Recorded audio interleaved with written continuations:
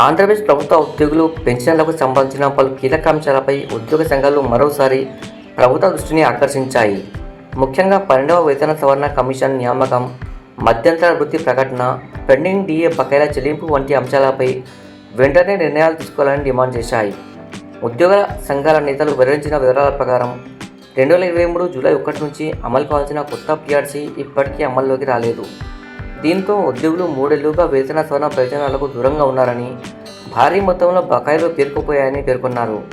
PRC commission ఏర్పాటు ఆలస్యం అవుతున్న నేపథ్యంలో తక్షణ ఉపశమనంగా మధ్యంతర వృత్తిని ప్రకటించాలని కోరారు. అదే సమయంలో ప్రభుత్వం ఎన్నికల హామీల్లో భాగంగా ఉద్యోగులు, కాంట్రాక్ట్ మరియు అవుట్సోర్సింగ్ సిబ్బందికి ఇచ్చిన హామీలను అమలు చేయాలని ఉద్యోగ సంఘాలు విజ్ఞప్తి చేశాయి. అలాగే గతంలో తగ్గించిన వృద్ధ పెన్షనర్ల అదనపు క్వాంటమ్ ఆఫ్ పెన్షన్ను 12% నుంచి 15%కి పెంచాలని డిమాండ్ చేశాయి. మహిళా ఉద్యోగులకు చైల్డ్ కేర్ లీవ్ సదుపాయాన్ని విస్తరించడం, పెండింగ్లో ఉన్న డిఏలను వెంటనే విడుదల చేయడం, ఉద్యోగుల సంక్షేమానికి సంబంధించిన అన్ని అంశాలపై స్పష్టమైన కార్యాచరణ ప్రకటించాలని కోరారు. ఉద్యోగుల సమస్యల పరిష్కారానికి ప్రభుత్వం త్వరగా స్పందించకపోతే ఉద్యమ కార్యాచరణ చేపట్టాల్సి వస్తుందని ఉద్యోగ సంఘాల నాయకత్వం హెచ్చరించింది. ఉద్యోగుల హక్కుల ఆర్థిక ప్రయోజనాల సాధనే తమ ప్రధాన లక్ష్యమని స్పష్టం చేసింది.